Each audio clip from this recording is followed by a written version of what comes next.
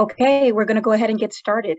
Emily, if you could go ahead and stop sharing your screen, that would be great, and we'll be off to the races. So thank you so much for joining us this evening for the Minneapolis Ward 9 Virtual Candidate Forum hosted by Make Homes Happen. We are so glad to have you all with us this evening. My name is Tabitha Montgomery. I am the Executive Director at the Powderhorn Park Neighborhood Association, a Make Homes Happen member, and I will be the MC and moderator for this evening. A few housekeeping items before we jump in and begin. We are using Zoom webinar, which means you can see and hear us, but we can't see or hear you. We are recording this webinar and we'll share it with the we'll share it, on the Make Homes Happen Facebook page by the end of the month. Audience members, please use the Q&A feature at the bottom of your screen to type in any questions you have for the candidates. They will be able to answer your questions directly in a bit. Please note that your questions should be centered around housing-related topics. Finally, for candidates who would like to do so, I invite you at this time to share your website, contact page, or email address in the chat in case voters want to follow up with additional questions that they might have based on comments that you make. So I'll just give you a moment to do that. That will be great. As candidates are doing that, please know that we have an important election coming up on November 2nd in less than 2 months. All 13 Minneapolis City Council members and the Minneapolis mayor are up for election this year, as are all Park Board Commissioner roles and 2 Board of Estimate and Taxation members. To see exactly who will be on your ballot, visit the Secretary of State website. For information about when, where, and how to vote, visit www.voteminneapolismn.gov. Emily, who's managing our tech tonight, will share these links in the chat. If you will just give her 1 moment to do so.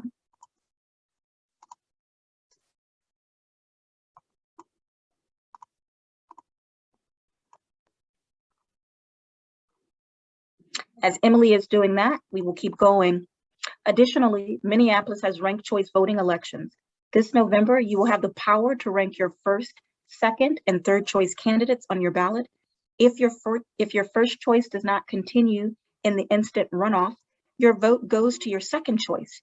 And if your second choice does not continue, your vote goes to your third choice. You should rank as many candidates as you prefer, up to 3.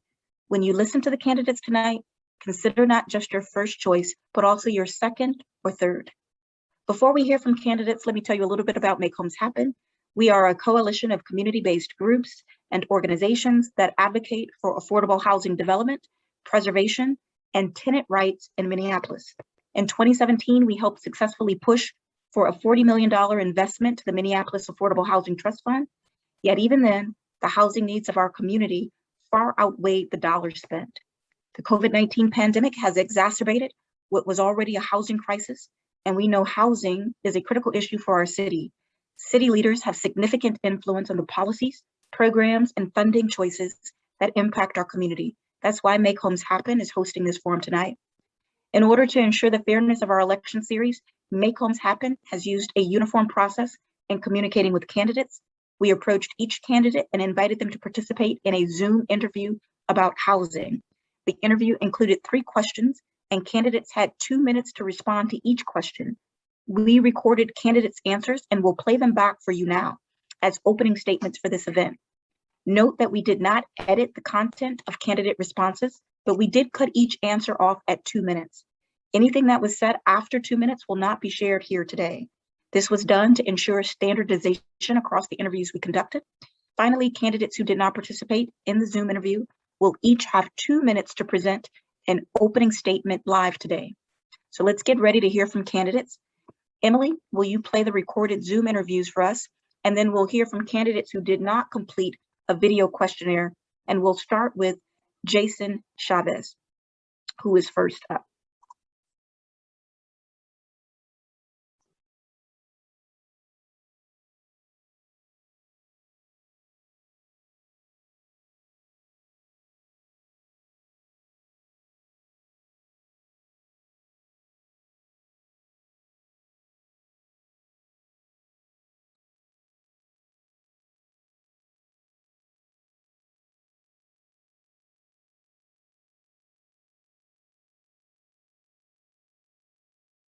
Affordable housing has been a priority in the last 4 years, and many policies and programs were introduced to address the housing needs of the community. some of which have passed and some are currently under discussion. Do you believe that the city is headed in the right direction when it comes to affordable housing policies? Please explain your answer. Yeah, thank you so much for having me here today. So my name is Jason Chavez. My pronouns are he, him, his, and I'm running to represent Ward 9 on the Minneapolis City Council.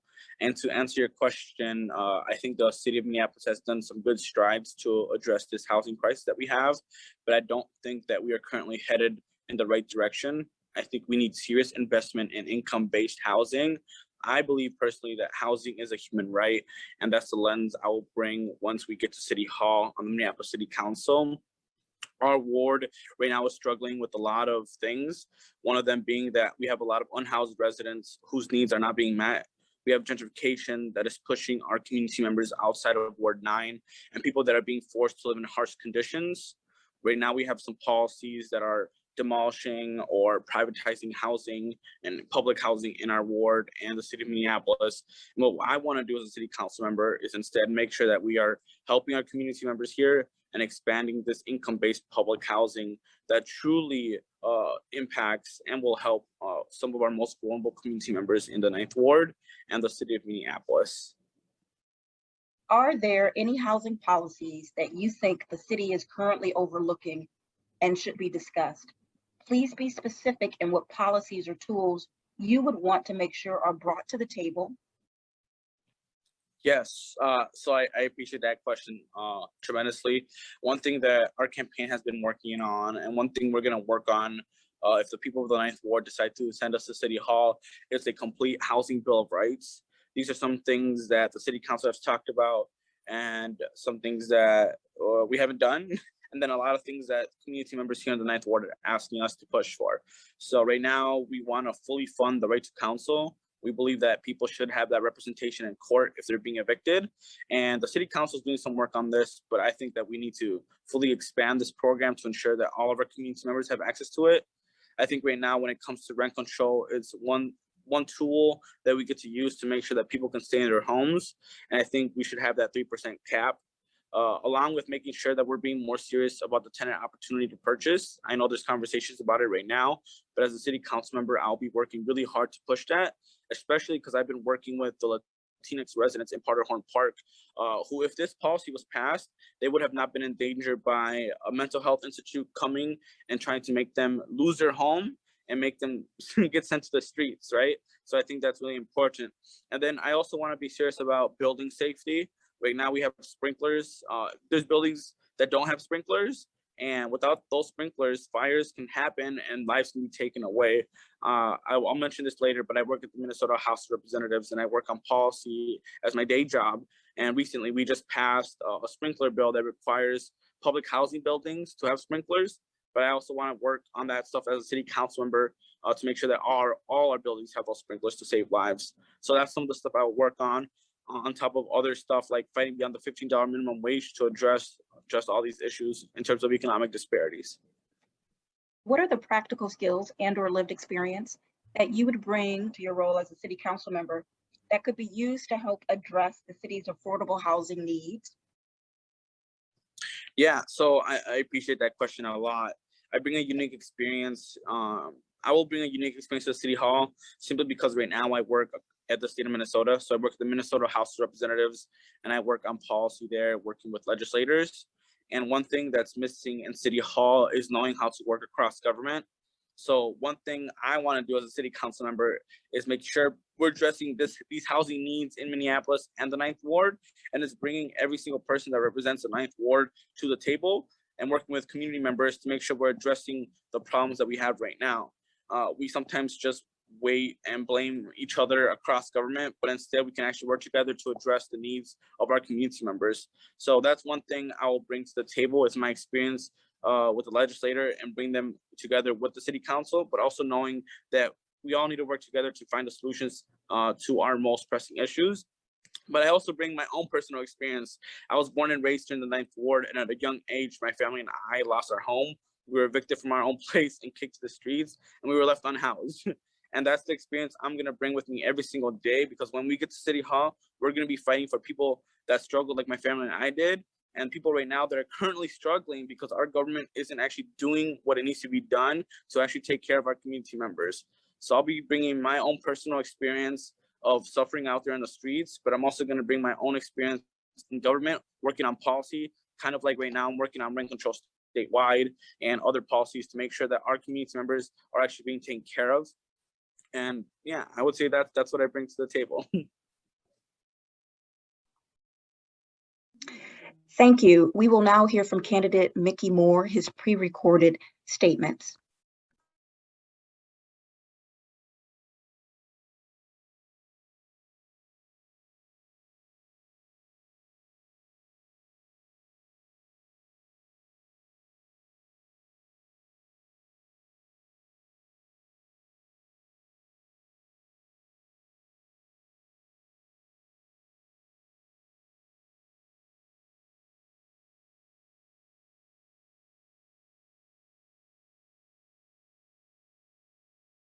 Affordable housing has been a priority in the last 4 years, and many policies and programs were introduced to address the housing needs of the community, some of which have passed and some are currently under discussion. Do you believe that the city is headed in the right direction when it comes to affordable housing policies? Please explain your answer.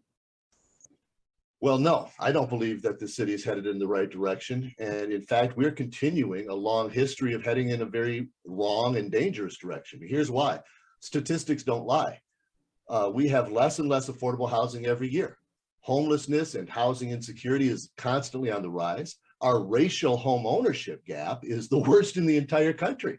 And over the last 10 years, more than 95% of all development has been rental development exclusively, which only leads itself to a low percentage of affordable housing units as a ratio of that. And it also caters to big developers. It lowers the supply of homes for purchase, and it perpetuates the cycle of poverty within which people who rent are typically trapped. We need meaningful, strategic, and practical strategies that legitimately increase our supply of affordable homes and rental options, and also decrease our demand for renting overall by transitioning more people into home ownership. Look, I'm born and raised in Minnesota, and I've seen these policies before, different names, different authors, same result. Gimmicky and complicated policies, kind of a smoke and mirrors approach to affordable homes that fund the ill-conceived and poorly crafted plans that kind of promote the city's consolidated plan for housing and community development, and the very complex and convoluted language associated with other homelessness and anti-relocation efforts and all the other flowery imaginations that somehow sound impressive, and they use just the English language itself to try to solve the problem. That doesn't do it. It means nothing to me, and it doesn't affect the renters and the homeowners that are in the affordable housing community on the ground. What matters are the very real, practical, simple to use and simple to understand programs that result in getting straight to the heart of the problem. Are there any housing policies that you think the city is currently overlooking and should be discussed? Please be specific in what policies or tools you would want to make sure are brought to the table. Yeah, well, there are several methods and strategies that we could be employing that would increase our supply of affordable housing and lower demand by transitioning more people into home ownership. First, we need to access all the available unused, underused, and abandoned properties that currently exist. We're not doing that. We need to concisely reform our zoning laws to allow for thousands of these oversized single-family homes to be repurposed for multi-unit dwellings. We're not doing that. We're not doing that properly. We need to investigate the implementation and innovative new strategies, technologies, techniques regarding tiny homes, modular homes. We're not doing that. We need to reimagine an era of smarter and more effective public housing models. We're not doing that. We need to provide appropriate incentives and subsidies for developers to create offsetting affordable housing on a 1-to-1 ratio, not a 4-to-1 ratio. And then 4-to-1, and that expires after 20 years, all these loopholes for big developers. We need to find more multi-unit buildings that can be transitioned into purchasable apartments, condominium style.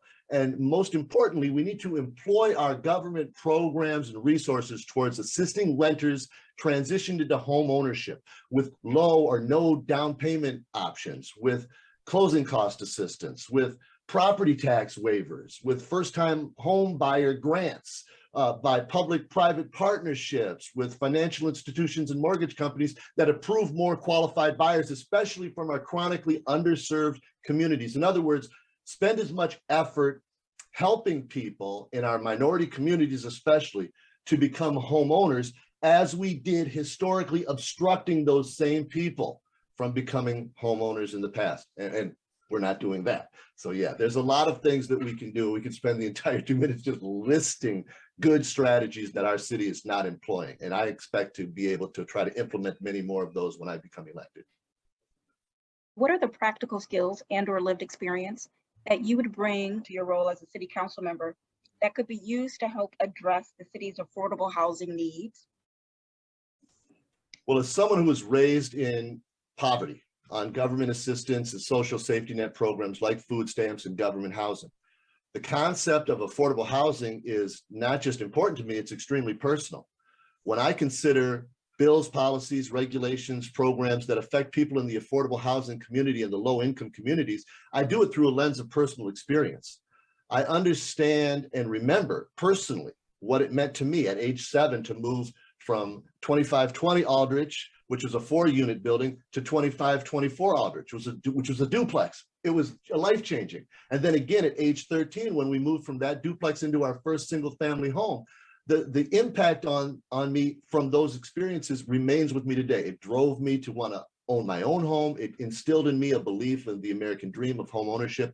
And I want to be able to work with our city to make a plan for that to be a reality for all of our residents. When I consider how I would address this city's needs, I consider them through, as a member of the affordable housing community, who received government subsidies, who needed city resources and the neighborhood programs, like back when I was a kid, it was the neighborhood improvement program. Now it's like the neighborhood revitalization program. We need more of these programs. We need to constantly make sure they are upgraded and inclusive. We need to partner with our county, state, and federal programs to make sure they're always accessed and everything is available to our residents, that they're fully resourced. We need to ensure that they're always as updated and improved as they can be. We have to be committed to actively working to make the kind of progress towards having everybody as a full partner in our home ownership ideal as realistic as possible for every member of our community. That's how we change the affordable housing system on the ground.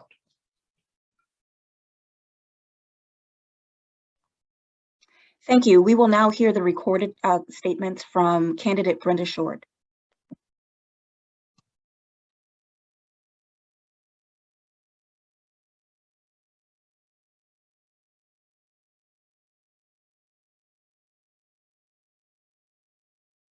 Affordable housing has been a priority in the last 4 years, and many policies and programs were introduced to address the housing needs of the community, some of which have passed and some are currently under discussion. Do you believe that the city is headed in the right direction when it comes to affordable housing policies? Please explain your answer. I do not believe that the affordable housing is going in the right direction. I believe a lot of things are still broken. I believe after reading the affordable housing policy goals that was written and published in July 2020, I believe a lot of things were left unanswered. The city wrote a lot of policies, but they did not write in those policies how they were going to implement those policies. That being said, it's left me with a lot of questions, such as who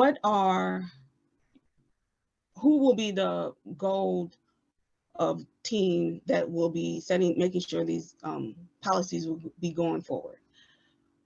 Where's the budget for these goals of affordable housing goals that you have set? And did you think about building a team for these goals to make sure that they will be implemented by 2040? Are there any housing policies that you think the city is currently overlooking and should be discussed. Please be specific in what policies or tools you would want to make sure are brought to the table. I believe all the policies are being overlooked. I believe that everyone should have 4 walls, a roof, and a foundation that they can call home.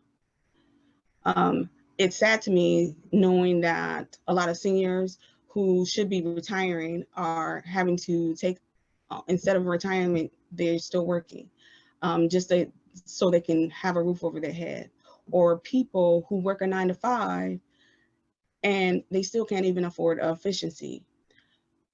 That being said, I would like to see a lot of rent control, property taxes breaks, and options for our community of people who are having problems finding housing due to other things on their record.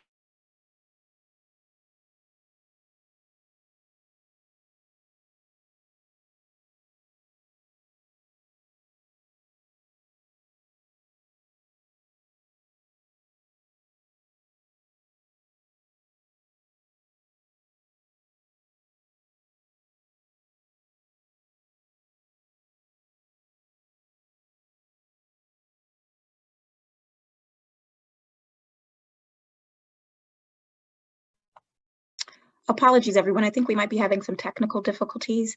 I'm just in touch with our tech support, Emily Kirkevold, to see if we can get this started back up. Just please bear with us one moment.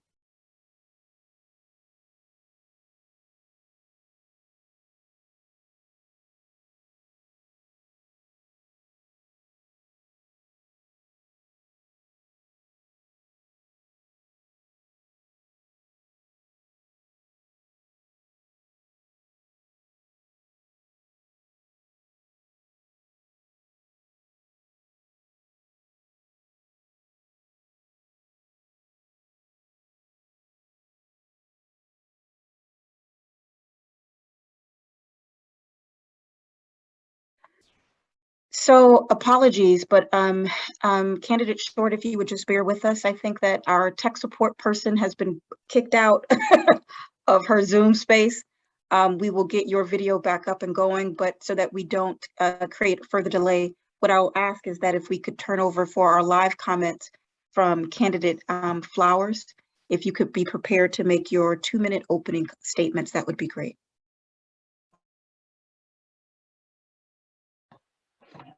I'm sorry.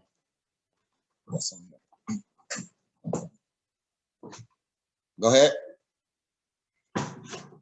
Okay, how's everyone doing? First and foremost, I want to thank the Powderhorn Neighborhood Association to Make Homes Happen for inviting me to this forum. My name is AJ Flowers. I'm running for City Council over here in Ward 9, and I'm going to stick strictly to the affordable housing unit because that's what we're here to talk about now. So I'm going to speak on exactly what it is that I want to do to try to get affordable housing back into our community. One of the main things I believe our problem is within affordable housing is that our area median income is too high to fit the residents of Ward 9. So I think one of the first things we have to do is lower that area median income so that it can fit the Ward 9 residents, so that housing can be affordable and accessible for everyone. I think right now we're looking at about $900 per 1-bedroom apartment, which is just unaffordable when you're thinking about families. And now when you think about families and get into 4, 5-bedroom apartments, you're looking at $1,600 for a 3-bedroom apartment and $2,000 for a 4-bedroom apartment on average. And that's within our city of Minneapolis and within this particular Ward 9. So what I want to do is try to be a candidate to fight for the people that's on the ground, fight for the soil, the people who comes from the struggle, and the people who are experiencing homelessness within our community. As a boots on the ground fighter, I have seen people outside experiencing homelessness, and they all want warmth and care. And sometimes with addiction, that's a struggling problem for them. So I believe we need to have a housing unit that also treats both of them issues that we're facing within our community. Once again, my name is AJ Flowers. I am your city council candidate. I'm running for Ward 9. I'm trying to make sure that housing is affordable, accessible to every one of our wards and its residents, and home ownership is a possibility that we all can have. Thank you, candidate Flowers. Now I'll ask if candidate Haji, if you would go ahead and make your opening 2-minute comments. Just as a point of clarification, when after candidate Haji completes his opening remarks, we will start candidate Short's video in its entirety as an apology for the inconvenience to everyone who is listening. Candidate Haji, please, when you're ready.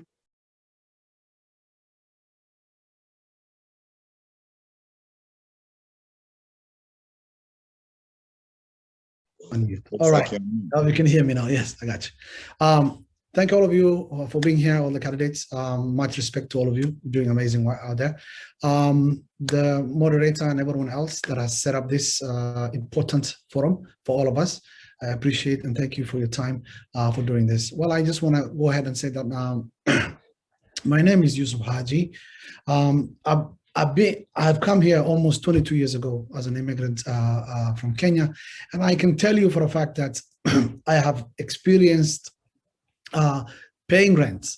When I got my first apartment at 3414 Minneapolis Avenue with 7 other people, I've experienced low-wage jobs. I've experienced seeing friends and people that I know that are homeless. So for me, this is an important issue. We need to collectively address some of the significant shortcoming on parts of our city and also collectively on parts of the state as well. There is a dire need of housing and also there is an all need for communities that are most of our communities. And leadership is about empathy as well, leading with empathy. And I think we can clearly know that there is a lot more people in our communities that are hurting right now due to the homelessness. We need to find a solution for that. I stand and I support the rent stabilization. I think this is one area that we can really expand on. I've seen a lot of our immigrant communities that don't speak English and don't understand the contracts as is written by people who are after profit most of the time and renting these spaces. I think we need to fight for them as well. Jobs, you can't, the rents are too high, someone has said before, and income has just stayed the same, and we need to work on making sure that people— Thank you, Candidate Haji. Apologies to cut you off, but you've reached your 2-minute mark. Thank you so much. Emily, who is providing our tech support tonight, is going to restart Candidate Short's video. Again, apologies for the inconvenience.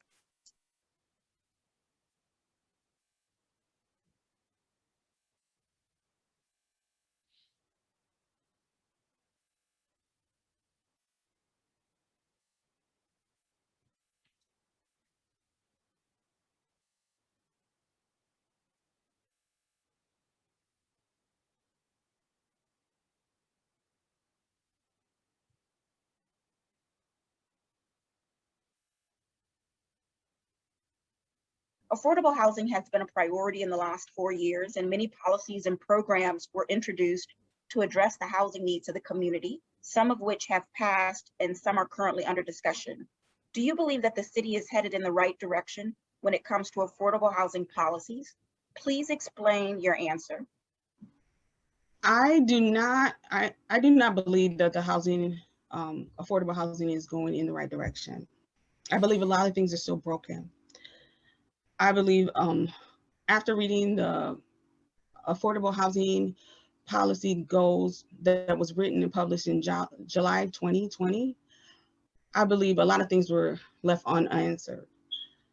The city wrote a lot of policies, but they did not write in those policies how they were going to implement those policies. That being said, it's left me with a lot of questions, such as who will be the goal of team that will be making sure these policies will be going forward? Where's the budget for these goals of affordable housing goals that you have set? And did you think about building a team for these goals to make sure that they will be implemented by 2040? Are there any housing policies that you think the city is currently overlooking and should be discussed? Please be specific in what policies or tools you would want to make sure are brought to the table.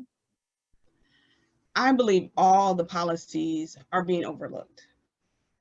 I believe that everyone should have 4 walls, a roof, and a foundation that they can call home. It's sad to me knowing that a lot of seniors who should be retiring are having to take, instead of retirement, they're still working, so they can have a roof over their head. Or people who work a 9 to 5 and they still can't even afford efficiency. That being said, I would like to see a lot of rent control, property taxes breaks, and options for our community of people who are having problems finding housing due to other things on their record. And I believe that going forward, we should build policies, but also build a great plan to make sure that these goals are met. What are the practical skills and/or lived experience that you would bring to your role as a city council member that could be used to help address the city's affordable housing needs? The skills that I would bring to city council is critical thinking, problem solving, and determination. I've always been good at analyzing a problem, seeking out the solution, and always determined to see the good results. Myself, the life skills that I have is I've always worked two to three jobs just so I can have a roof over my head. So knowing that the fact that I'm having the same struggle as my neighbors is something that I really believe in needs to change. And that is what skills I can bring to the table.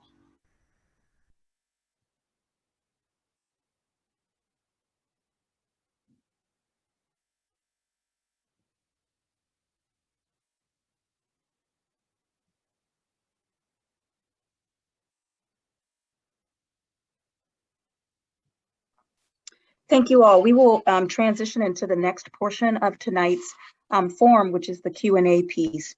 And we are asking if you have questions related to housing related topics for you to drop them into the Q&A so that we give our candidates an opportunity to respond. Each candidate, to be fair, will have up to 2 minutes to respond to each question. We will time each candidate's responses. And as a reminder, we will mute you if you go over the 2-minute mark. We are going to start in order alphabetically of our candidate's last name, which means that we will begin with candidate Chavez for the first question. As our attendees are preparing to put questions in the Q&A, Make Homes Happen has created some pre-drafted questions that we will begin with. The first of which is related to preservation. Describe one of the most effective measures that the city of Minneapolis could use to support and preserve naturally occurring affordable housing in the market. Candidate Chavez, this question goes to you first, and then we will go to AJ Flowers next. Sorry, Tabitha, can you repeat the question again? Yes, I can. The question is related to preservation. Describe one of the most effective measures that the city of Minneapolis could use to support and preserve naturally occurring affordable housing in the market. Yeah, so thank you for that question. I think it's really important to make sure that we can have naturally occurring affordable housing here in the city. I think we can use inclusive zoning laws to designate affordable and public housing. I think we can ensure that units that are developed as affordable units remain affordable. Oftentimes what happens is that they have a specific cap and they no longer become affordable after a certain amount of years. I don't think that should be the case. We should make sure that affordable units should always be affordable to make sure that our residents can stay in the home that they choose and want to be in. I think we should always strive to just push policies at the city level to make sure that we can prevent displacement and ensure that affordable housing actually occurs in the city. Right now, while this is really important, I think I do want to bring attention to other things, and it's the importance that we can also make sure that we can ensure that public housing is expanded in the city, and making sure we work with our state government to make sure that income-based housing is also a part of this plan to ensure that we can actually afford the place that we choose to live in. Thank you, candidate Chavez. The next up, candidate Flowers. Yes, I'm sorry. Can you repeat it one more time just so I can make sure I answer it fully? I can. Describe one of the most effective measures that the city of Minneapolis could use to support and preserve naturally occurring affordable housing in the market? Okay, well, the first thing, I'm a home renter myself, so as a renter, I understand making sure that our renters have affordable rights. One of the things that I'm very intrigued of that specifically goes into preserving the wealth is our community land trust models that we have within our community, which is a way that we can build perpetuity and we can find a way where our affordable housing crisis and the rates of our housing, what's happening is our property rates have gone up so high. But if we use our community land trust model and the model that some of them land trusts have, we can find a way to make sure that that housing rate stays at the same level, stays at the same price for the next person coming up to, and it's an unconventional way towards home ownership. Another thing that I would suggest is that we can try to build big 100-unit single family unit homes. And the way we can do that, the project around that, it costs around like $23 million. And we can use some of the budget, maybe 1 or 2% of the Minneapolis budget, which is a big budget, to try to tackle some of this affordable housing crisis. The way that we can make sure that it stays within perpetuity, which is a big thing for me, is that we can make sure we use some of that land trust model to make sure that the community owners and the people that lives within that area and within that zone that buys that, that gets into them renter properties, they'll be able to keep that property at the same level and resell it back or share it back to a family member of themselves. So like I said, one of the main things I do like that we have right now is the community land trust and the model that they use to make sure that the housing prices is not skyrocketed up and that they can stay within this land trust, and we can build that land trust within a way that particularly affects the Ward 9 residents. Thank you, Candidate Flowers, for your response. Next, Candidate Haji, if you would provide your response to the question, I will read it again for you. Describe one of the most effective measures that the city of Minneapolis could use to support and preserve naturally occurring affordable housing in the market. I think affordable housing is way short in Minneapolis. There is shortage of housing, as we all know, and we're very much aware. We can clearly see this. I think we should have policies in place to protect what we have and expand more on making housing available to everyone, accessible, especially for people of color in and around Minneapolis. Also, we should give people an opportunity to have the tenants opportunity to purchase ordinance policy. It should be strengthened. I think we can do that area very well. The opportunity, as we can see right now, most of us can see, is that there is a lot of land available. I've seen abandoned houses in many places here around Minneapolis, and I think what we can do is we can really try to reinvest and try and get these properties that are of no use or not being used to house one of the biggest group that are facing homelessness in Minneapolis. I think and policies that are in place, and we need to go moving forward and try and really, like my sister Brenda had really alluded to, is that strengthening them, and more importantly, making sure that we are headed toward the Vision 2040 for Minneapolis, and making sure every one of us is afforded an opportunity to be housed, and that's very important. Thank you, Candidate Haji. Candidate Moore, if you would respond to the same question. And Candidate Moore, you are muted. Thank you. Sorry. When I think of the idea of naturally occurring affordable housing, I really think of the vast majority of the affordable housing that we have in our city, especially the rental housing, which is provided by small property owners, mom and pop style property owners who own duplexes, fourplexes, maybe small unit apartment complexes. And we have, over the history of our city, unfairly lumped them in as all landlords and with all developers. And that's completely, not only is it unfair, it's counterproductive. We need to be incentivizing and prioritizing the small landlords who provide the vast majority of our affordable homes and rental options to our affordable home communities, because those are the people who have been doing the job that we have needed so desperately on their own without any extra incentive or benefit, because they feel compelled to try to help solve this problem. So aside from really doing our job as a city of calling out what a fantastic piece of work the small mom and pop operators are, We can also do something with our zoning. An effective tool that Minneapolis has to use at our behest is the way we rezone and allow for new zoning options for our single family homes. As single family homes age and those homeowners age, we get opportunities to transform those single family homes into multi-unit opportunities that increase the amount of affordable home space and supply that we actually have. So there's two really good ways that we can increase supply, decrease demand, and reward the people that are doing the job that the city is supposed to do. Thank you, Candidate Moore. Candidate Short, if you could respond to the same question. Thank you. I believe that we should slow down in our area, the developers. The developers are billionaires that come into our city and build these beautiful buildings, but we still can't afford them. I would like to put in policies that would focus on income levels that's in our area in Ward 9.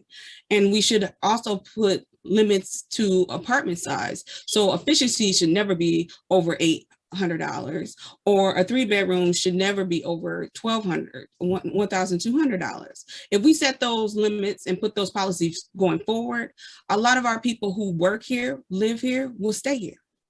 And that's what I believe in. Thank you. Thank you, Candidate Short, for that response. Our next question comes from one of our webinar attendees, and I will drop it into the chat so that everyone can see it. The candidate, and I'm going to start with Candidate Flowers. We will move through the list in progressive order. But so the question is this: I've read that rent control hasn't worked in the past. What unanticipated and unintended problems has rent control created in the past? If you think rent control can be effectively used, how would you solve those problems? And Candidate Flowers, that question goes to you. Well, one of the main unintended consequences that I have heard from the rent control was that a lot of the landlords, they found different ways to raise up rental property. So what I mean by that is they'll raise up the amount of money it costs for storage, or amount of money it might cost for garbage, or different things that's a little smaller within your rent package that you go, and they'll just raise it up so that they meet their numbers anyway. But I think that's mainly part of the problem, is that we have a lot of these landlords and developers who hoarder a lot of the properties within Minneapolis, especially within Ward 9. As we know, it's only a couple of only property owners that's there, and they want all their money in their cake too. And we have to find a way to work with our landlords, and landlords who do want to keep our people housed, but also let them understand that we will not allow unfair treatment of residents, unfair treatment of the rental people. We will make sure that our landlords are taken care of, but there's no way we can have a functioning society without people fairly housed. And if your rent is going up every second, but job creation is going down, then that is going to be a problem for a bigger disaster than what a couple of landlords who might be upset and still want their money will try to do. But one of the main consequences that I heard was that they try to raise up different little small property taxes, as far as the storage, the garbage, the water, the different things that might have cost $50. They might say, I want $100 for it now, to make up lost ends meet from there. But that really comes down to the problem of the property taxes and how high our property taxes is, which ultimately makes our landlords raise their rent prices. So if we can make sure that we don't have our property taxes skyrocketing while job creation is going down, and also make sure that our landlords who are being just greedy and just want to keep all the money in the cake too, we get some of them out of there, because there's plenty of developers within this city. It's just that most of our property is hoarded by the same developers. So them are the problems that I heard about. But one of the things that I will say, the things that I would try to do to avoid it is work alongside the landlords and let them understand that our goal is to make sure that we get our residents housed, and to make sure that they are treated fairly, and to make sure that you get to be able to feed your family and have your job as being a landlord as well. Thank you, Candidate Flowers, for that response. Candidate Haji, if you would respond to the same question, please. Yes, can you repeat the question for me, please?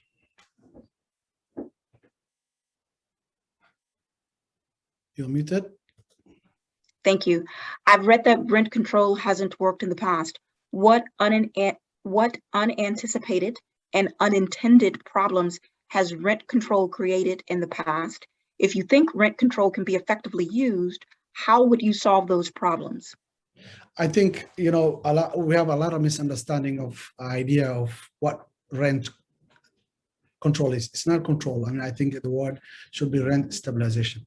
we need to be able to provide our communities a chance to live in a decent place without their rent getting too high. And also, one more importantly, is we need to be able to make sure if we're going to making rental expensive, then we need to increase the wages so that people are able to avoid some of these places that are being built around Minneapolis. It's not fair. Again, rent stabilization can stabilize neighborhoods in a healthy way. It will increase a sense of community and the building of social capital as well. And I think rent control done right also will stem the migration of middle-class residents out of the city and to the outside. I think we need to keep, as you already know, almost a higher percentage of people in Minneapolis that work in Minneapolis, that live in Minneapolis, are renters. Most of them are not homeowners, and they need the protections to be able to continue doing what they need to do and working in our city, so they can be able to provide support and also help our small business growth. So this is an interdependence issue more than anything, and I think has it worked in other places? Well, there's a debate. Right now in Boston City, there is a debate. There's a mayor that is for rent stabilization, and there's a mayor who's not for it. And it looks like it's going to be a surprise result. So we have places that it has not, but I think uniquely in Minneapolis is something that we can collectively come around. And for me, more importantly, what I want to do is give rent stabilization to people who are homeless and they want to transition out into. Thank you, Candidate Haji. Apologies, but you've reached your time. Next, Candidate Moore, if you could respond to the same question, I will reread it. I've read that rent control hasn't worked in the past. What unanticipated and unintended problems has rent control created in the past? If you think rent control can be effectively used, how would you solve those problems? 2 minutes.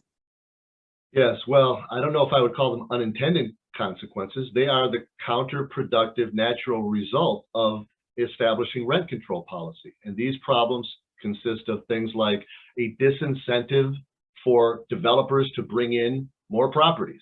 It includes a disincentive for property owners to maintain their properties. It is a disincentivization for people who are living in a rent-controlled building to move out. So rather than recycle and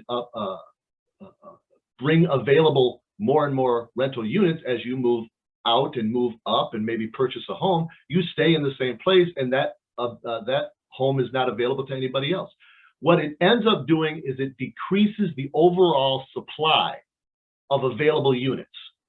That's why over 80% of economists agree that rent control is a counterproductive policy. While certain people might be benefited in that their rent is stabilized, the vast majority of people, the greater good of the public, is not served because we are not dealing with the problem where it exists in the supply and demand arena.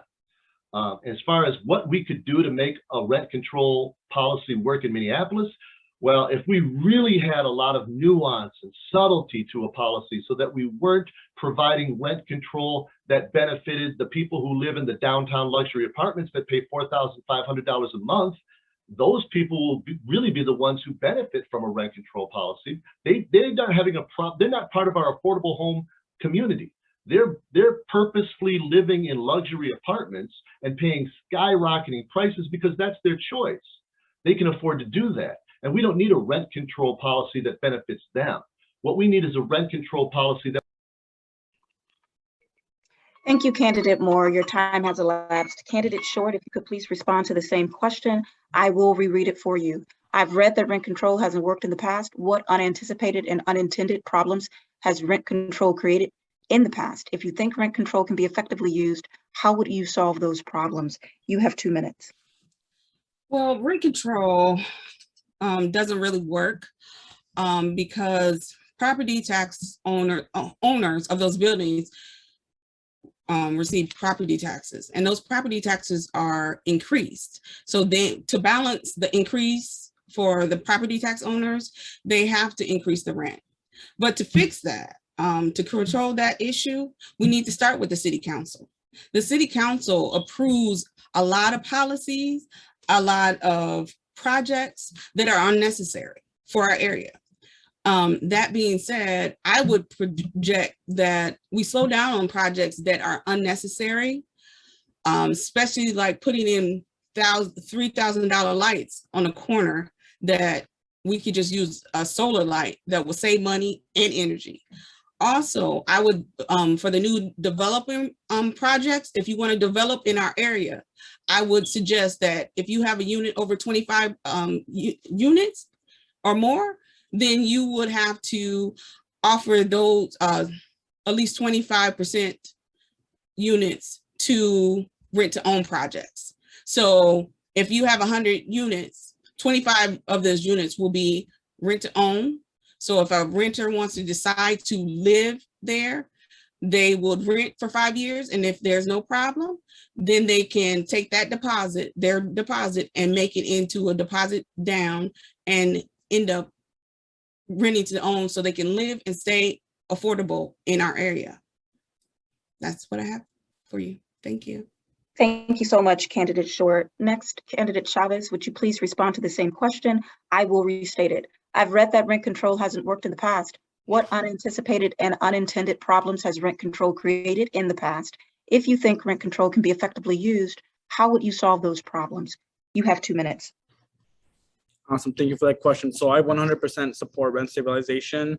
The 9th Ward is over 50% renters, a lot of Black, Brown, Indigenous, and immigrant working class people that struggle to pay rent every single month.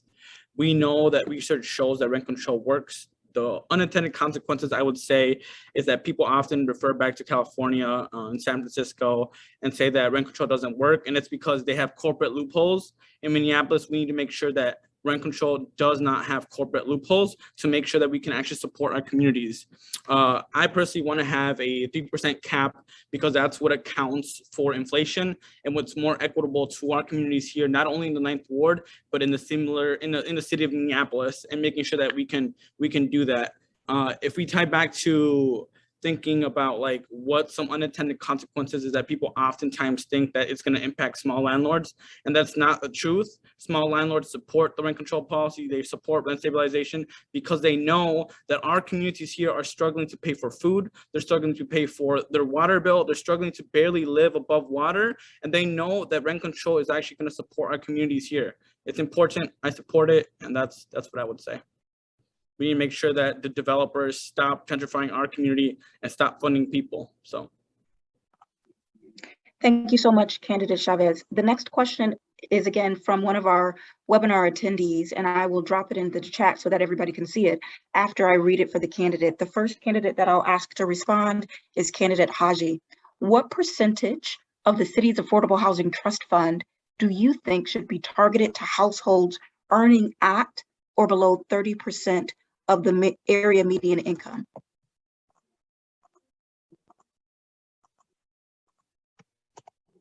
Candidate Haji, you are muted.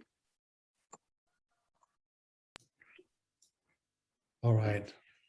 Here we go. I think most importantly, what I think we should do is we should always aim higher. The goal should be for us, for collectively making sure that we fill in some of these missing gaps when it comes to the issue of lack of housing and people having access to housing, and people having access to be able to be housed. And this is something that needs to be done, and the percentage wise should be, I guess, we need to make sure that collectively we can address some of the issue.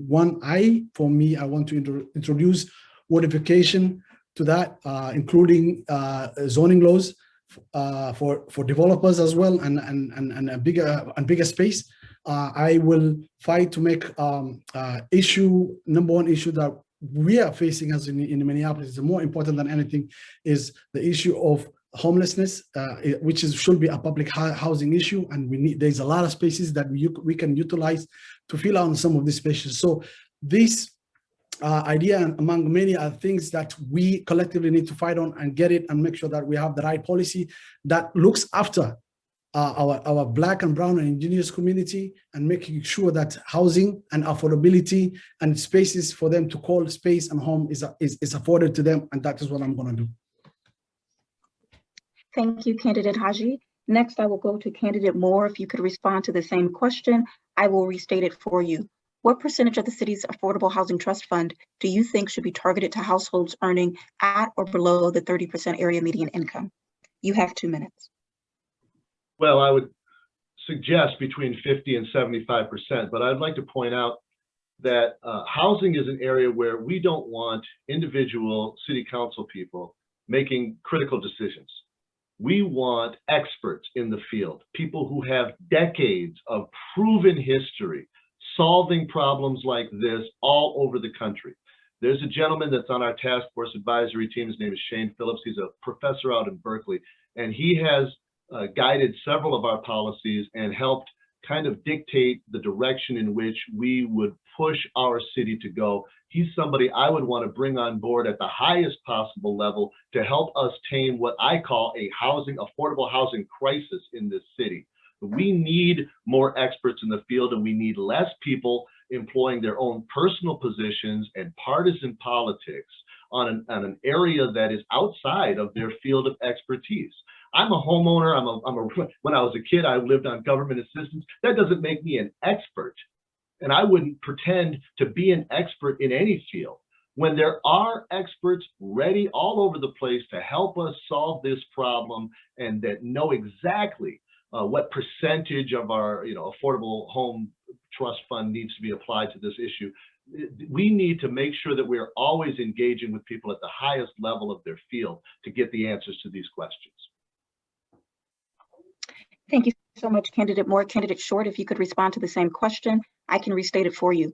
What percentage of the city's Affordable Housing Trust Fund do you think should be targeted to households earning at or below 30% area median income? I would say 50%. And why I gave 50% is because we have not looked at our homeless veterans or the disabled. So we have to look into those people as well. We should always honor our veterans and definitely look into our disabled who want to stay in their home and be in their home. So that's why I only gave 50%. Thank you. Thank you so much for that response. Candidate Chavez, if you could respond to the same question, and again, I will restate it for you. What percentage of the city's Affordable Housing Trust Fund do you think should be targeted to households earning at or below 30% area median income? You have 2 minutes.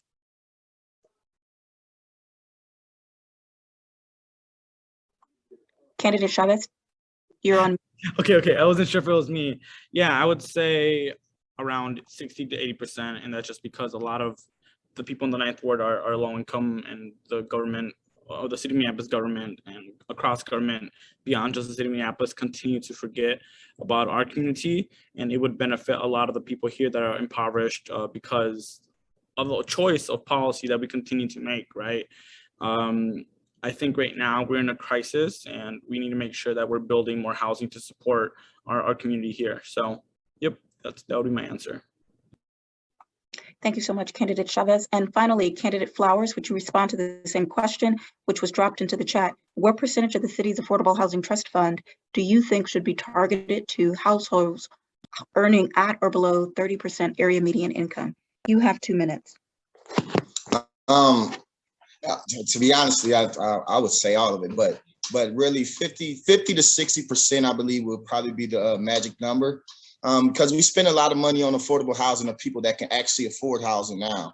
And we don't spend enough money on the people who's working hard, who are actually striving now and working their butts off to make sure they can make ends meet. So for me, I think we would have to go somewhere around that 50 to 60% range, probably closer to the 60 than 50, so that we can make sure that the people that are under the poverty level, because in Ward 9, as my brother Jason said, unfortunately, a lot of people that live in our ward and our city, especially our Black and brown people, are living under that poverty line and living under that 30% area median income, which is something that I'm very big on, to make sure that we can make that area median income actually be effective and accessible to people that lives within our ward and within our city. I think the main thing that we can do when we're talking about lowering that it goes back to our economics, but I don't want to get into my economic plan. I just think that we have to make sure we raise our economics up so that we can get people over that 30% line. But first and foremost, while we're starting at it, we have to make sure that them funds is accessible for us. If I'm not mistaken, I don't know the exact number. I wish I would have had the number of exactly how much it is. I don't know how much it is this year. Should be usually right around $20-30 million. So we can find a way to make sure that that money is affordable to us. And if we take 60% of that, which is about $10, $15, $20 million, then we can build a lot of these units in big housing complexes to help house our people that really needs the affordable housing, and our people who are outside working now and are working their butts off under low pay and low level pay, but working 2 jobs to make sure their family can eat and make sure that them houses are more affordable for them so they can actually live and not just survive. Thank you so much, Candidate Flowers. We will now go to our next question from one of our webinar attendees, and I will drop it into the chat after I read it aloud for all the candidates. The first candidate that I will invite to respond for 2 minutes is Candidate Moore. Should Minneapolis enact a just cause ordinance regulating residential leases?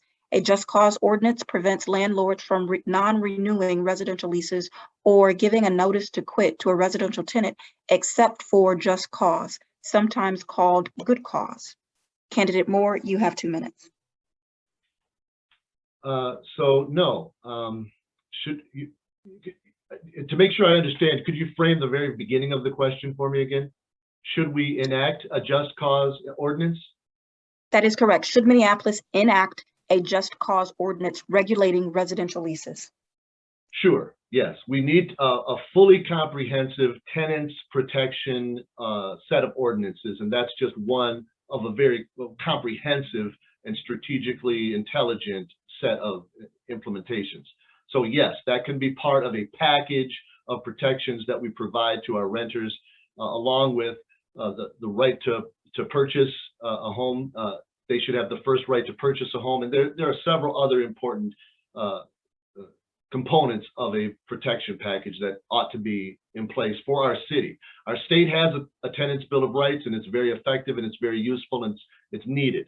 But I think our city, because of the amount of renters that we have in our city, almost 50% of the people that are residents here are renters. We need a more comprehensive set of protections for just the residents of our city who are renting spaces here to provide extra protection for them. And that's just one component of that package.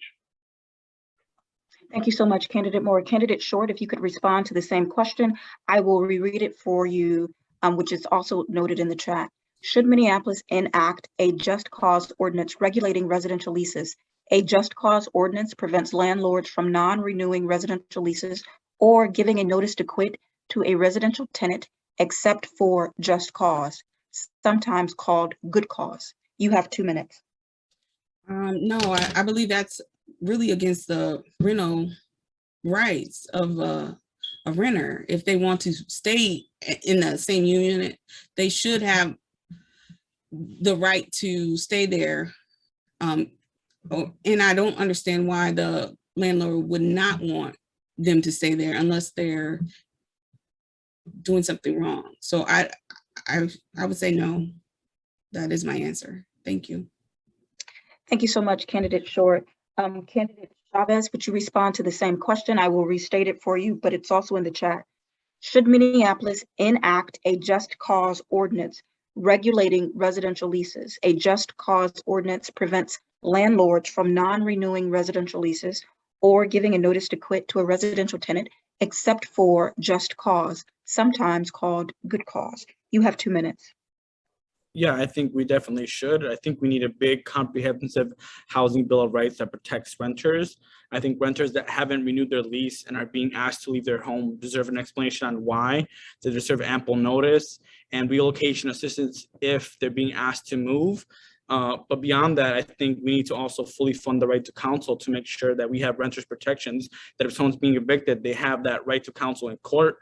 We need to make sure that people have that pre-eviction filing requirement to make sure that landlords are required to tell someone way before ahead of time that before they file for an eviction, to make sure that someone that's being evicted has at least a clean record that they can find another place to live in without being impacted. We know a lot of our communities here in the 9th Ward that are evicted have a record that makes it hard for them to find another place. That's really important for me.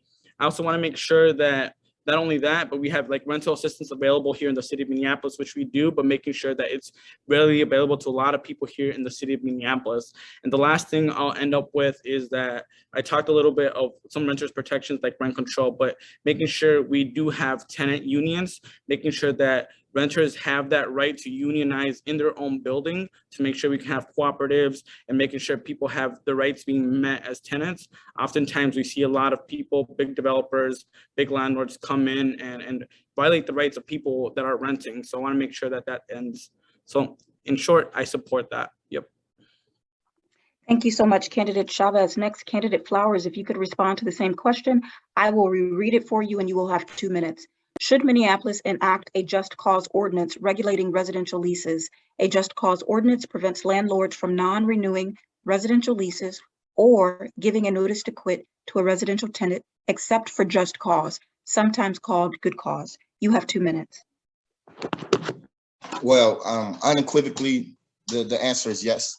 And honestly, I could just leave it at that because, I mean, I feel as though we have to protect our renters from slumlords and abusive landlords. We have to be able to do that. And we also have to educate our renters and our people. As a renter myself, like I said, I'm not a homeowner yet. Hopefully I get to that point. But as a renter myself, we have to educate people on renters' rights and different things that we can do within the, as a renter and different rights that we have as a tenant and as a resident of the renter. One of the things that I really love, I don't like to think I'm a know-it-all. And one things I really love is what my brother Jason Chavez Cruz said when I first met him, and he's been on this for a while, is our renters unions. And having our renters being able to form and unionize so that we can use, because one of the greatest things that unions do is we all get to network with each other, right? We all get to use this opportunity and that opportunity to tell each other different things that we are able to do so that we won't run across the same problems or run across the same slumlords or abusive landlords within our city. So the short answer to that is absolutely yes. We have to make sure that we protect our renters.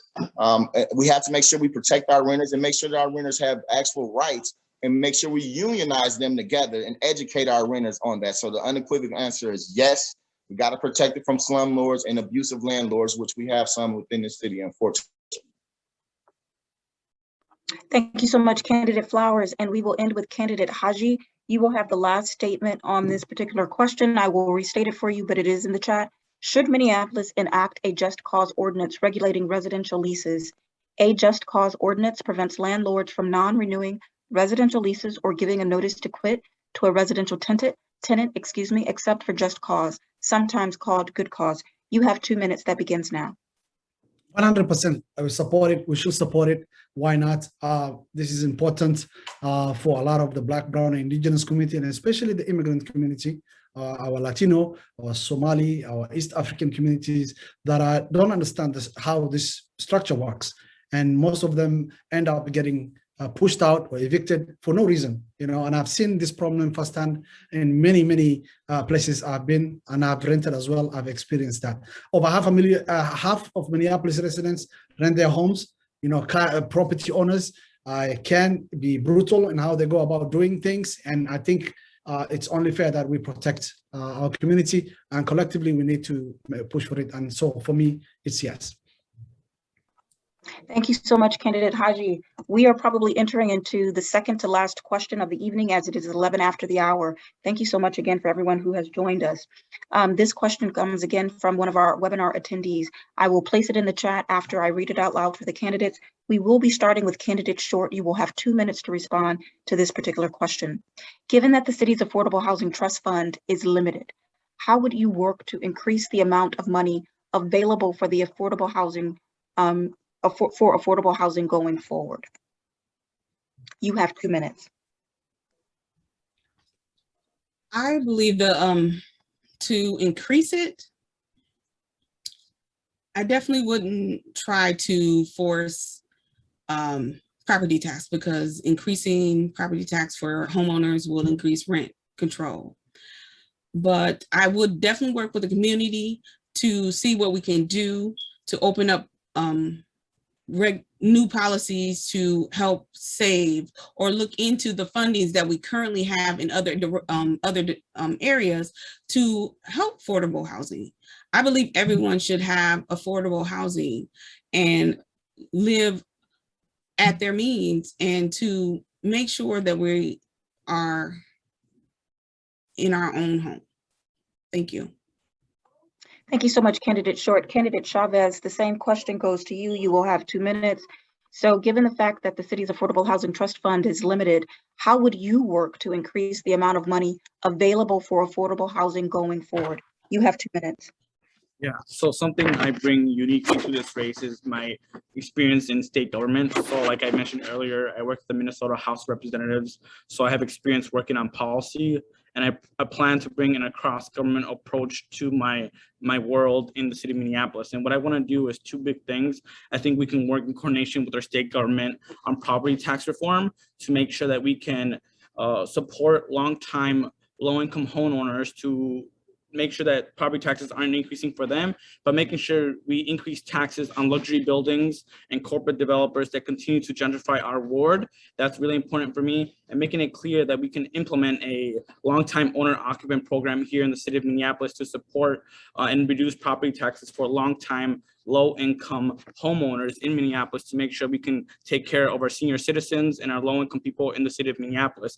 But I want to make it clear, we can tax big corporate developments that continue to gentrify our ward, to make sure we can have this Affordable Housing Trust Fund fully funded, because it's really important for our communities to have this option available. Thank you, Candidate Chavez. Candidate Flowers, the same question goes to you. It's in the chat. Given that the city's Affordable Housing Trust Fund is limited, how would you work to increase the amount of money available for the affordable housing going forward? You have 2 minutes.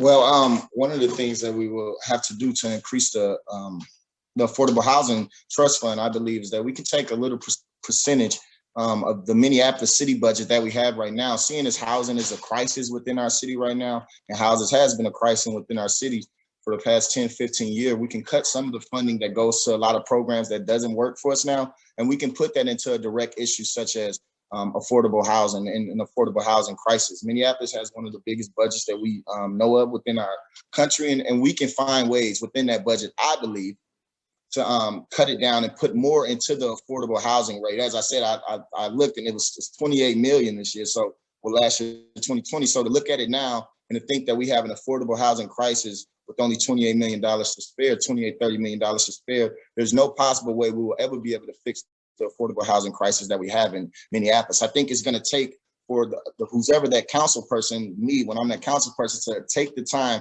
to actually put affordable housing and housing as a crisis and as a public health issue, so that it can be taken seriously within the city hall and within the city budget, and make sure that we levy to make sure that our budgeting is there. Also, another thing we can do is we have a lot of private donors, and we have a lot of private companies and Fortune 500 companies within our city that wants a safer city and wants to be able to make their money in their business. Well, I would propose that if housing is a public health crisis and you want a safer city that is going to help your business, then I think we need to have everyone donate in and put a piece of the pie in so that we can get affordable housing to everyone. So as I said, we can cut some of the money from the city's budget that's unusable and that's not being used to the greatest resources, I should say, not unusable, not being used to the greatest resources for our people, and use them funds to go directly into affordable housing to affect the people that we started off earlier with, that's from that low income, so that we can make this crisis.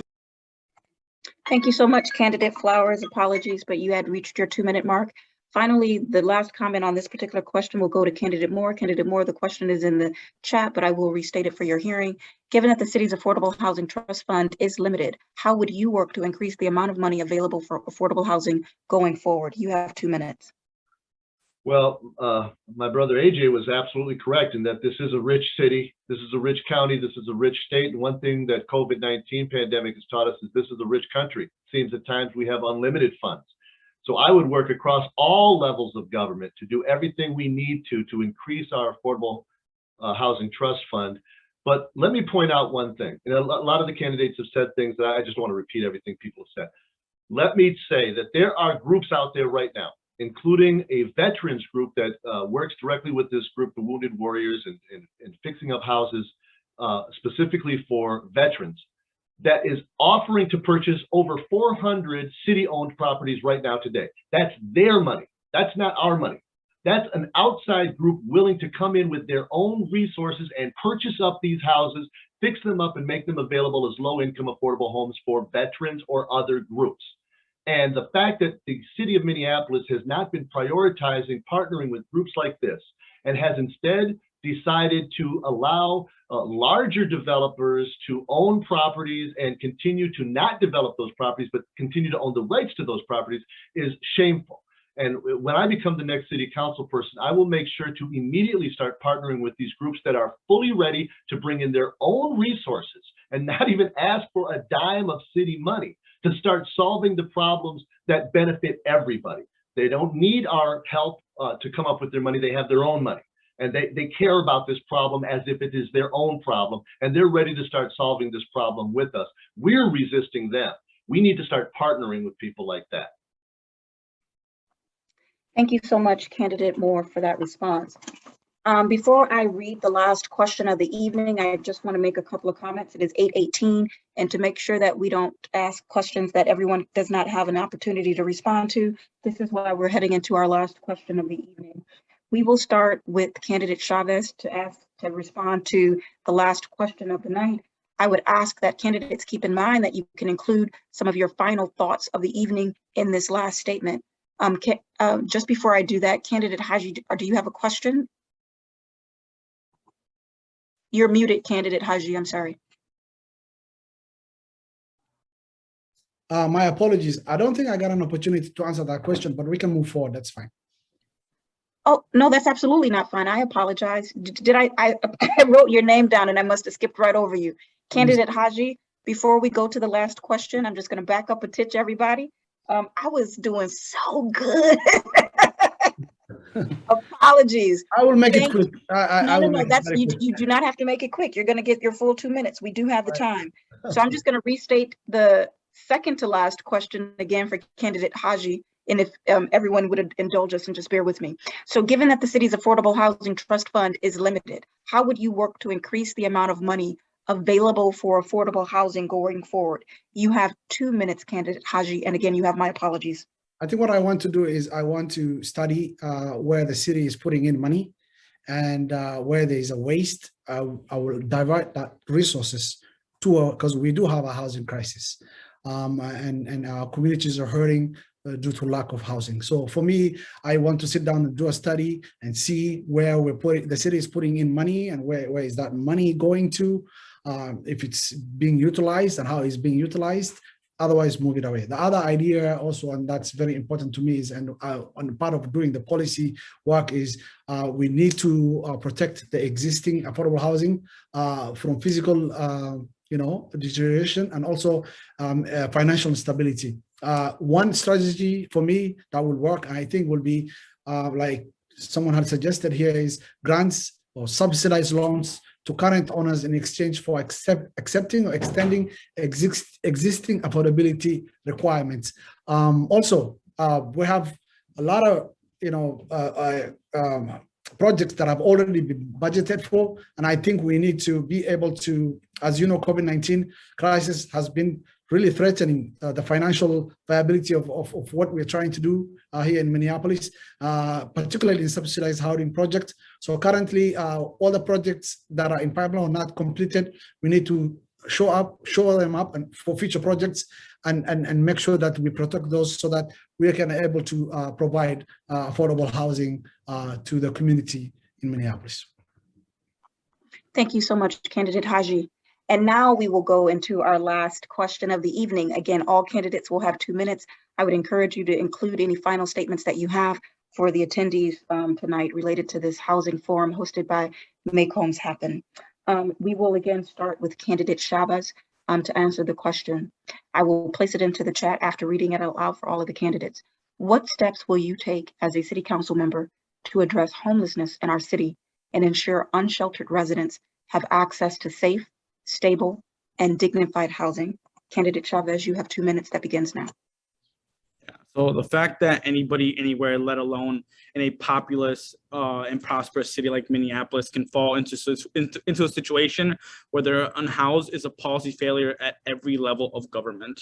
For me, it just reminds me of the 9th Ward as a place that continues to disrespect and send a police-only response to encampments where they bulldoze our unhoused neighbors instead of actually supporting them with the services that they need. There's a lot of steps that we can do. The first thing that I want to do is bring my experience from state government to call for an across government table to bring our federal leaders, our state leaders, our Hennepin County leaders, our city leaders, and our park government to ensure that we are all working together to support our unhoused neighbors that are struggling every single day in the city of Minneapolis. That has not happened, and that should be work that should be done at the local level by the next 9th Ward City Council members. We need to make sure that we do prevention, but also have a care response to what we're doing. Right now, there isn't a lot of renters protections. There isn't much rental assistance. There's eviction moratoriums that end, and we need to make sure that we increase. 1, fight for an eviction moratorium. 2, support rental increases to support our unhoused neighbors and people struggling to meet rent, and making sure that we have renters protections in place to make sure that that happens. Right now, the city of Minneapolis can adopt housing first policies to ensure that we can house people that are unhoused, making sure that we can transition them into a good and safe and stable home, and also provide wraparound services to provide support with addiction, support with mental health, support with anything that they may need, and also support with a job that pays good and well. I think right now what the city does, it criminalizes being homeless. It criminalizes people that are unhoused, and that is work that I want to undo as a city council member. I also want to use right now the single room occupancy program to make sure that we can use this to support our unhoused neighbors and transition them into support, but making sure that also has wraparound services to make sure that people are supported. Right now, like I said, people are unhoused, and we need to make sure that they're. Apologies, candidate Chavez, you were so close, but you ran out of time. Thank you so much. We're going to ask the same question to candidate Flowers. Candidate Flowers, you will have 2 minutes. I will restate the question. What steps will you take as city council member to address homelessness in our city and ensure unsheltered residents have access to safe, stable, and dignified housing? You have 2 minutes that begins now. Well, first and foremost, I believe the main thing we have to do is reach across the aisles to work with our county, our state, and everyone within these housing policies to make sure it go. One of the things that you heard me say throughout this whole thing was the area medium income. The reason why that is very big is because the area medium income in Ward 9 does not affect, it is not representative of the residents of the unhoused people in the Ward 9 area. So we will have to fix that right away to make sure that it's more fitting to people like that. Secondly, we will have to adjust the rights of renter rights and make sure that our renters actually have rights or where they at, so that our slumlords and that our abusive landlords are not being able to misuse and evict our people in the wrong way.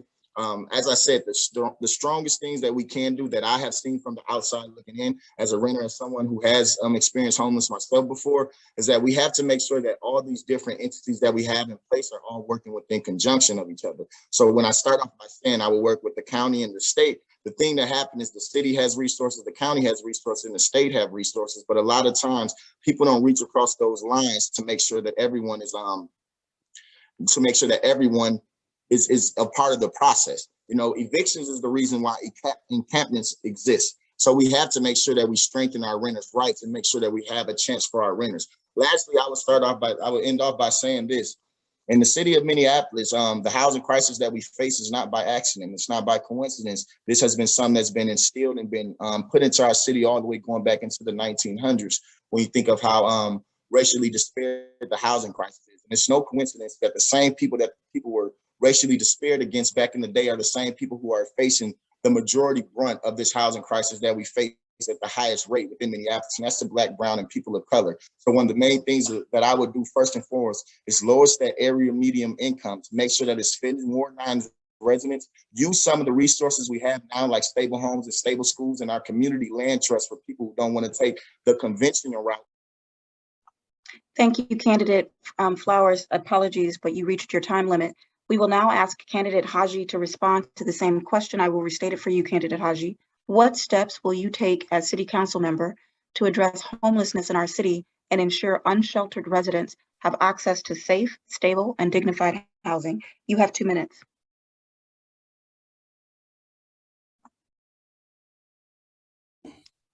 Well, I believe that in leadership, one of the primary reasons why we all in leadership is leading with empathy. I think I want to lead with empathy. That is number one thing. And we see collectively, we see what's going on with the issue of homelessness. So what am I going to do? I want to increase permanent housing to homeless rather than the old model of temporary housing, night shelter, or transitional housing. We have a lot of spaces in Minneapolis that we can utilize to build this housing. We need to create an early intervention and studies on homelessness, on how we can eradicate homelessness in Minneapolis. We need to do more of that. I don't think there's enough studies out there on how best we can deal with this issue. We need to design effective crisis response system that help the homeless in existence. That's why we are fighting for professional, not only just finding houses, but helping these people to transition into those housing. And that's why I'm a big supporter, and I want to be specific on and why I want to use rent stabilization to help those who are homeless and don't have unhoused in our community, so they can get some incentive to be able to stay while they transition and help them to be processed so they can go and have their own place. Having a well-coordinated approach to homelessness with all programs and services with other government agencies. Apart from that, I want to strengthen and support what is there and what is on its way, including really legalizing single-room occupancy and rooming houses. We need to change the laws to make it easier to build homeless shelters. We need to do that.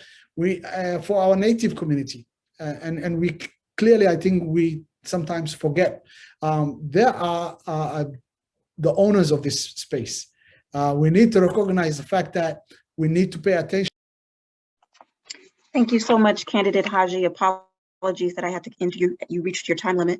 Next, we will ask Candidate Moore to respond to the same question. Candidate Moore, what steps will you take as a city council member to address homelessness in our city and ensure unsheltered residents have access to safe, stable, and dignified housing? You have 2 minutes that begins now. The reality is, the best thing that we can do as city leaders would be to pull our city government completely out of the solve the homelessness effort, because we have done nothing but fail decade after decade. All the city of Minneapolis has done is make matters worse. What the city of Minneapolis needs to do is partner with the organizations, the charities, the nonprofits, the churches, and the different groups out there that have actually seen some level of success in getting homeless people off the streets. We should be fully funding and backing them up in a support role only, not trying to take the lead, not trying to decide on our own what's right or what's wrong, but just funding and providing partnership opportunities with these organizations. Find the 10, 15, 20 most successful groups, Catholic Charities, Salvation Army, various churches. Find the ones that work and put them into a position of power so that they can achieve their highest possible potential, because those are the only organizations that have ever shown us any success at all. If we were St. Paul, it would be a different story, but we're Minneapolis. We have failed at this.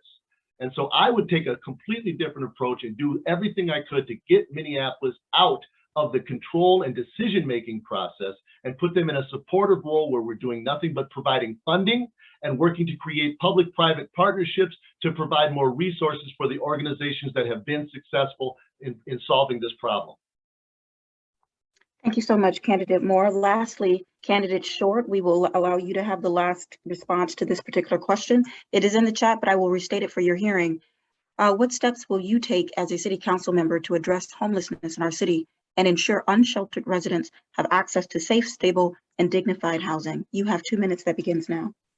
I would first look into all the abandoned lands that is in Minneapolis, because there are a lot of empty lots. And start tiny house communities and spread those communities out within Minneapolis so they can get the help they need with wraparound services. I would limit the developers to purchase these empty lots so we can support our homelessness. And I would focus on all of Minneapolis, every citizen in Minneapolis, regardless who have a home, who doesn't have a home. We all should have a home. Thank you. Thank you so much, Candidate Short. And thank you for all of our attendees who attended tonight's webinar. We definitely appreciate your time. Special thank you to our candidates for participating in our event. It is important that voters hear directly from you about the issues that matter. And we are extremely grateful for your time and willingness to talk about affordable housing in our city. Thanks so much to those who joined via this evening and those who will watch this recording at a later date. Be sure to follow Make Homes Happen on Facebook, as we will share a recording of this forum on our page by the end of the month. Emily is going to share a link to our Facebook page in the chat, just so that you have that at your ready. We definitely appreciate your time and your support of tonight's forum. Again, thank you to each of your candidates for your willingness to seek public service in this manner. You have our deep gratitude, not only as Make Homes Happen, but on behalf of the Powderhorn Park Neighborhood Association. Have a good evening to all.